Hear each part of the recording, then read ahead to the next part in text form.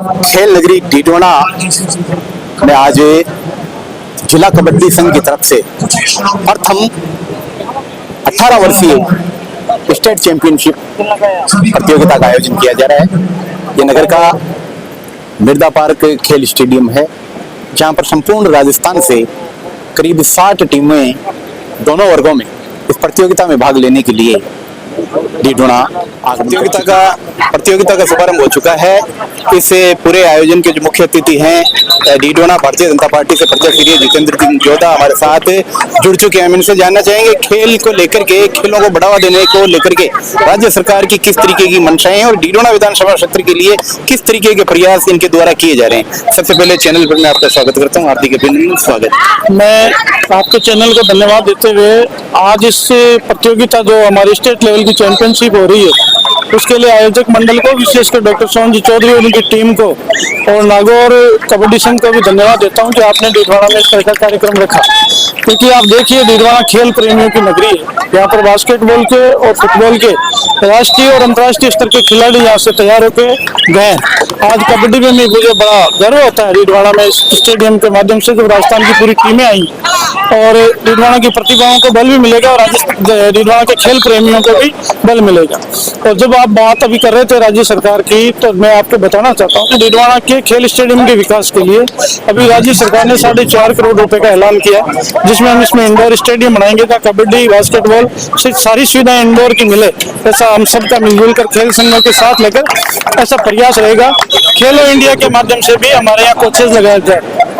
अभी आप देखिए हमारे बास्केटबॉल के कोच इसी महीने में लग जाएंगे, उसके बाद हमारे कबड्डी संघ बन जाएगा। जब कबड्डी की टीमें तो खेलो इंडिया से डीडवाना में कबड्डी के कोच भी लग जाएंगे। तो यहाँ से खेल प्रतिभाएं ज्यादा से ज्यादा निकले, इसके लिए सरकार का भी प्रयास है और आप सब लोगों के साथ मिलकर हम लोग भी ऐसा प्रयास करें। मैं तो लंबे समय से खेलों से जुड़ा हुआ हूँ। आपको आकर्षण चाहूंगा कि जूनियर वर्ग के बाद में सीनियर वर्ग में जैसे ही खिलाड़ी आता है वो पलायन कर जाता है। उसके पीछे कहीं न कहीं राज्य सरकार की आरक्षण नीति या जो प्लेसमेंट का जो अभाव रहता है उसमें कहीं न कहीं मतलब राज्य सरकार ये बात आपकी सही है, लेकिन अभी पिछले साल भी आप देखिए राज्य सरकार ने ऐसी व्यवस्था की है जो खिलाड़ी राष्ट्रीय स्तर या अंतर्राष्ट्रीय स्तर की प्रतियोगिता में भाग लेता है उससे सरकारी सेवाओं में उसका रिजर्वेशन है। और अभी कई खिलाड़ी ऐसे हैं जो पुलिस सेवा में, रेलवे सेवा में और जिनको खेलो इंडिया के माध्यम से कोचेज भी। आपकी बात सही है, खेलों का पलायन नहीं होना चाहिए। छोटी जगह हमारे डीडवाना जैसी जगहों पर अगर खेल का विकास डेवलपमेंट होगा तो सीनियर लेवल के खिलाड़ी भी खेलेंगे और उनकी प्रतिभाओं का ज्यादा विकास होगा। सरकार की ओर से सरकारी नौकरियों के भी ज्यादा उनके चांसेस बढ़ेंगे। पूर्ववर्ती गहलोत सरकार ने 2% आरक्षण दिया था जी, आप इसको किस नजरिए से देखते हैं? क्या ये मैं स्वागत योग्य है? खिलाड़ियों को प्रोत्साहन देने के लिए और खेलो इंडिया आदरणीय मोदी जी ने भी खेल के प्रति हमारा देश में रुझान कैसे बढ़े तो इसके लिए अगर ऐसे प्रयास हो रहे हैं, अगर इसमें सीमा और बढ़ा दी जाती है तो इसमें कोई अतिशयोक्ति नहीं। हमारे खिलाड़ी जिस क्षेत्र में जाएंगे अपनी प्रतिभा का निखार कराएंगे। बहुत बहुत शुक्रिया बात करने के लिए। आप जितेंद्र सिंह जोधा हैं, डीडवाना भारतीय जनता पार्टी से आप प्रत्याशी रहे हैं, खेलों से लंबे समय से आप जुड़े हुए हैं।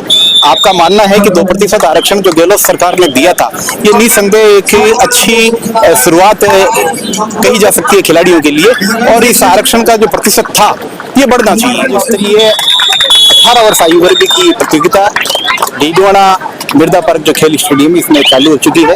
इस प्रतियोगिता, इस आयोजन के जो सचिव हैं डॉक्टर सोहन चौधरी वो हमारे साथ जुड़ चुके हैं। हम जानना चाहेंगे पूरा किस तरीके की प्रतियोगिता है, कितने दिन ये चलेगी, कितनी टीमों ने इसमें भाग लिया और अगला कदम क्या रहेगा।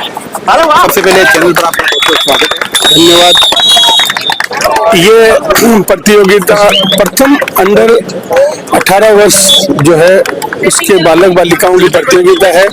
इसमें 21 बालिका वर्ग और 27 बालक वर्ग की टीमों ने भाग लिया है पूरे राजस्थान से। यहाँ से जो टीम चुनी जाएगी वो राजस्थान का प्रतिनिधित्व करेगी हरिद्वार में। जून 28 से जुलाई मैच चलेंगे उनके लिए। उसके बाद वहाँ से जो सेलेक्ट होंगे वो लोग देश के प्रतिनिधित्व के लिए और जकार्ता और बाहर जो यूथ गेम्स होंगे उनके लिए जाएंगे। प्रतियोगिता कितने दिन चलेगी? ये प्रतियोगिता 3 दिन चलेगी। 15 तारीख को रात को इसका समापन है।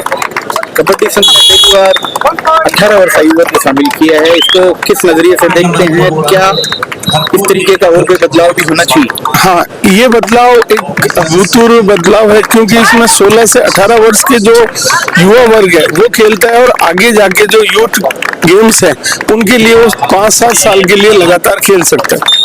बहुत बहुत शुक्रिया बात करने के लिए। आप डॉक्टर सोहन चौधरी है, आयोजन सचिव हैं आप, और इस पूरे प्रतियोगिता का जो है वो भार एक तरीके से कह सकते हैं अपन डॉक्टर सोहन चौधरी के कंधों पर है। इस चैनल के माध्यम से हम इनको शुभकामनाएं प्रेषित करते हैं कि ये आयोजन सफल हो और इस तरीके के कबड्डी संघ और जो है वो परिवर्तन इसके अंदर लाए, ताकि नव उदित जो खिलाड़ी हैं उनको और ज्यादा अवसर और चाकादा मौके जो हैं उनको प्रदान किए जाए। जुड़ी हुई अन्य जानकारियों के लिए हमारे साथ जुड़ चुके हैं जिला खेल अधिकारी सोहन जी चौधरी। इनसे भी हम जो है पूरी इस प्रतियोगिता का और खास करके जो कबड्डी संघ ने, ऑल इंडिया कबड्डी संघ ने जो ये परिवर्तन किया है, 18 वर्ष की जो ये पहली प्रतियोगिता होने जा रही है, इसके किस तरीके के जो परिणाम है वो आगे चल करके खिलाड़ियों को प्रोत्साहित करेंगे, लाभान्वित करेंगे।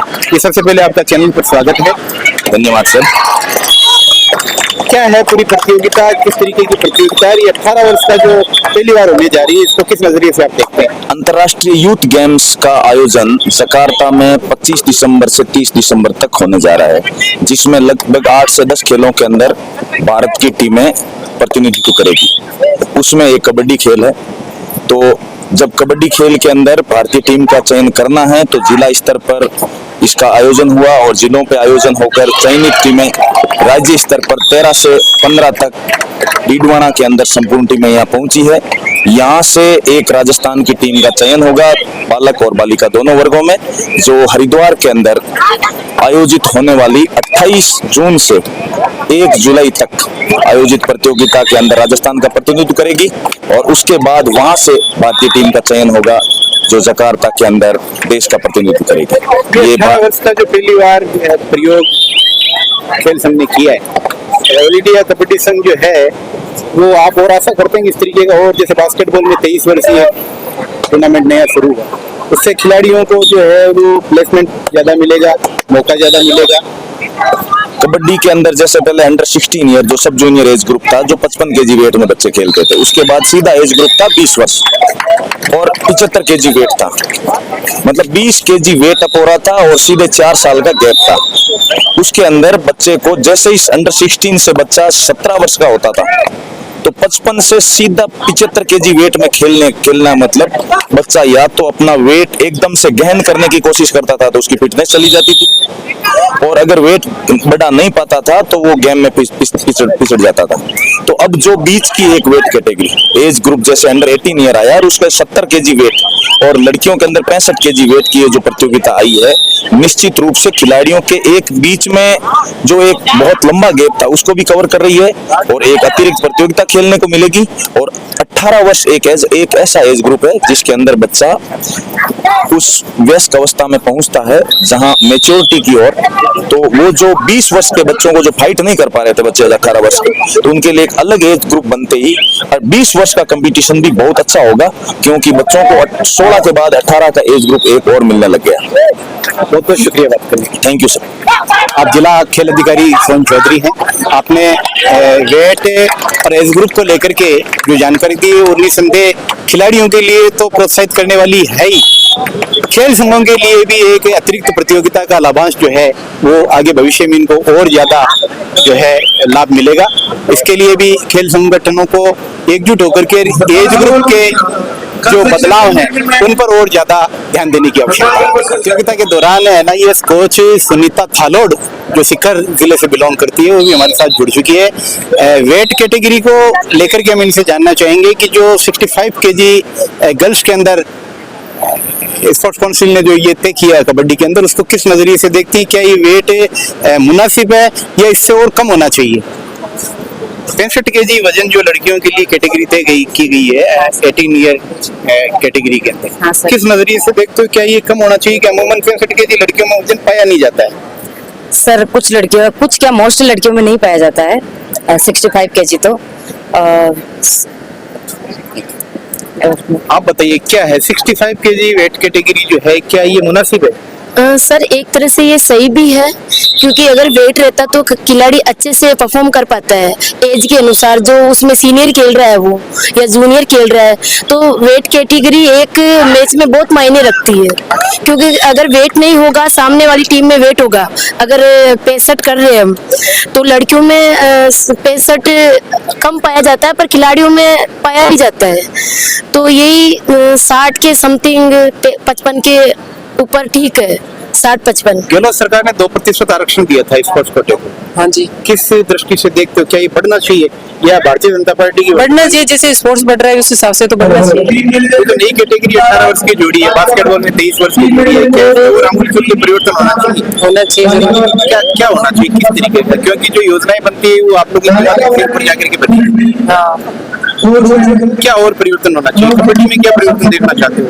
ये एक चीज जो है वो खास करके गर्ल्स के लिए इसमें खिलाड़ियों को ज्यादा से ज्यादा करना चाहिए सर, देनी चाहिए। गरीब बच्चे होते हैं वो ज्यादा कबड्डी खेलते हैं, और गेम तो कोई खेल नहीं पाते गरीब बच्चे। उनके हिसाब से गहलोत सरकार को मतलब सरकार को बढ़ानी चाहिए। कोचेस के लिए भी गर्ल्स को लेकर के खेलों के अंदर जो आरक्षण 2% दिया गया था वो तमाम कैटेगरी में है।